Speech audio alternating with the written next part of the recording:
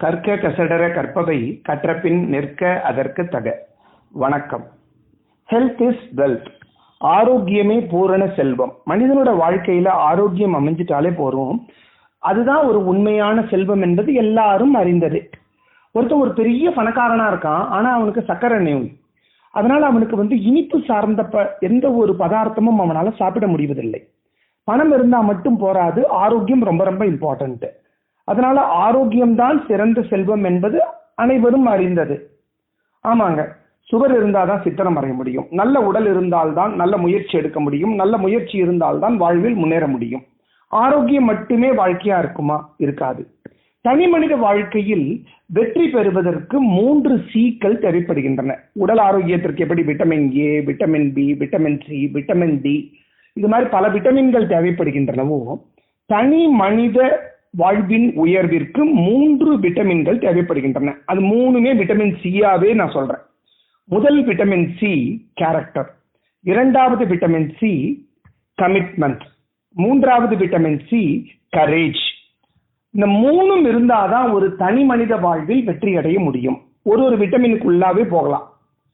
1 character. Valluvan அழகாக கூறுகிறான், கேரக்டர்னா ஒழுக்கம். ஒழுக்கம் விழுப்பம் தரலான், ஒழுக்கம் உயிரினும் ஓம்பப்படும். ஒழுக்கம் சிறந்த மேன்மையை தருவதால் ஒழுக்கம் உயிரை காட்டிலும் சிறந்தது என்று வள்ளுவன் கூறுகிறான். வள்ளுவனுடைய 1330 குறட்பாக்களுமே ஒழுக்கத்தை சார்ந்தது. ஆனா ஒழுக்கத்தை ஒரு கேப்சூல் ஃபார்மேட் மாதிரி, ஒரு விட்டமின் டேப்லெட் மாதிரி வள்ளுவன் எப்படி சொல்றான்றத நான் சொல்றேன். ஒழுக்கம் உடையவர்களை எவ்வாறு அடையாளம் கண்டுகொள்ள முடியும்? பிறன் மனைவியை நோக்காமை, புலால் உண்ணாமை,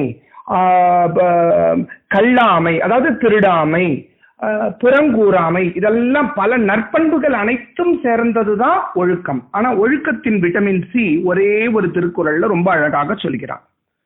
ஒழுக்கம் உடையாருக்கு ஒல்லாவே தீய வழுக்கியும் வாயால் சொல்லல். ஒழுக்கம் உடையவனை எப்படி அடையாளம் கண்டுபிடிக்கலாம்? ஒழுக்கம் உடையவனுடைய வாயில் மறந்து கூட, அதாவது தெரியாம கூட கெட்ட வார்த்தை வராதான். எவன் ஒருவன் வாயில் தெரியாம கூட மறந்து கூட கெட்ட வார்த்தை வராம இருக்கோ அவன்தான் ஒழுக்கம் உடையவன் என்று வள்ளுவன் அழகாக கூறுகிறான். அதாவது என்னன்னா, நாம் பேசும் சொற்களை கவனிக்க வேண்டும். இனிய உளவாக இன்னாத கூறல் கனி இருப்ப காய் கவர்ந்தற்று. வாயில நல்ல வார்த்தை இருக்கும் பொழுது கெட்ட வார்த்தை பேசினா கையில் கனியை வைத்துக் கொண்டு காயை உண்பதற்கு சமம் என்கிறான். அதனால ஒழுக்கம் உயர்ந்தது. தனி மனித ஒழுக்கம் மிக மிக உயர்ந்தது. அந்த ஒழுக்கமுடையவனை எப்படி கண்டுபிடிக்க முடியும்னா, எவன் வாயில் மறந்து கூட கெட்ட வார்த்தை வராம இருக்கோ அவன்தான் ஒழுக்கமுடையவன் அப்படின்னு வள்ளுவன் சொல்றான். முதல் விட்டமின் சி கேரக்டர். 2வது விட்டமின் சி கமிட்மெண்ட். கமிட்மெண்ட்னா தனக்குன்னு ஒரு கடமை இருக்குன்னா அந்த கடமையை நல்லா பண்ணணும். சுவாமி சுகபோதானந்தா ரொம்ப அழகாக கூறுவார். அவரோட புத்தகத்துல நான் படிச்சிருக்கேன். Commitment is the greatest strength which brings excellence in all walks of life. ஒருவன் தன் கடமையை சரிவர செய்தால், ஒருவன் நல்ல தகப்பனாக இருக்க வேண்டும், நல்ல கணவனாக இருக்க வேண்டும், ஒரு பெண்ணாகப்பட்டவள் நல்ல மனைவியாக இருக்க வேண்டும், நல்ல தாயாக இருக்க வேண்டும், நல்ல மருமகளாக இருக்க வேண்டும், ஒரு அலுவலகத்தில் சிறந்த பணியாளராக இருக்க வேண்டும், சிறந்த மேலாளராக இருக்க வேண்டும், ஒரு நாட்டின் சிறந்த குடிமகனாக இருக்க வேண்டும். எல்லாவற்றை விட மிக சிறந்தது என்னன்னா, ஒரு மனிதனாக, ஒரு தனிப்பட்ட சிறந்த மனிதனாக ஒருவன் இருக்க வேண்டும். வள்ளுவன் அழகா சொல்கிறார், அறம் போலும் கூர்மையரேனும் மரம் போல்வர் மக்கட்பண்பு இல்லாதவர். நம்ம அறுக்கிற அந்த அறிவால் கத்தி போன்ற ஒரு கூர்மை உடைய மதியை படைத்தவராக இருந்தாலும் மக்கட்பண்பு இல்லாதவர், நல்ல குணங்கள் இல்லாதவர் மரத்திற்கு சமம் என்று கூறுகிறார். அதனால நல்ல பண்புகளை வளர்த்துக் கொள்ள வேண்டும். நம் கடமையை நன்றாக செய்ய வேண்டும். உண்பது மனிதன் செயல், ஜீரணிப்பது இறைவன் செயல். கடமையை நல்லா பண்ணிட்டே இருந்தோம்னா நம்மளுடைய பர்சனல் லைஃப்லயும் சரி, அபிஷியல் லைஃப்லயும் சரி, சோசியல் லைஃப்லயும் சரி, அந்த சுவாமி சுகபோதானந்தா சொல்ற மாதிரி, commitment is the strength which brings excellence in all walks of life.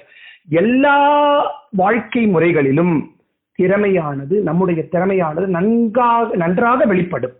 நம் திறமையை வெளிப்படுத்துவதற்கு நம் கடமையை நன்றாக செய்ய வேண்டும். இதுதான் 2வது விட்டமின் சி கமிட்மெண்ட். 3வது கரேஜ். கரேஜ்னா ஊக்கம். உடையர் எனப்படுவது ஊக்கம், மற்றது உடையது உடையரோ மற்று.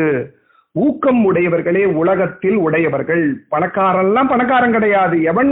எவனுடைய உள்ளத்தில் ஊக்கம் மிகுந்திருக்கின்றதோ அவன்தான் பணக்காரன். உள்ளம் உடைமை உடைமை பொருள் உடைமை இல்லாது நீங்கிவிடும்.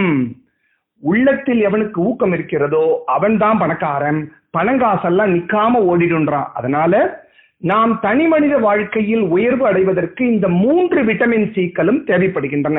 1 கேரக்டர் ஒழுக்கம், 2வது கமிட்மெண்ட் நம் கடமையை சரிவர செய்தல், 3வது கரேஜ் ஊக்கம். இந்த 3 விட்டமின்களையும் நம் வாழ்வில் ஒரு மெயின் அங்கமாக நம் வாழ்வியலாகவே நாம் மாற்றிக்கொண்டால் nothing can stop us from getting success. வெற்றி மேல் வெற்றி வந்து நம்மை தேடி ஓடி வரும் என்று கூறி என் உரையை முடிக்கிறேன். நன்றி, வணக்கம்.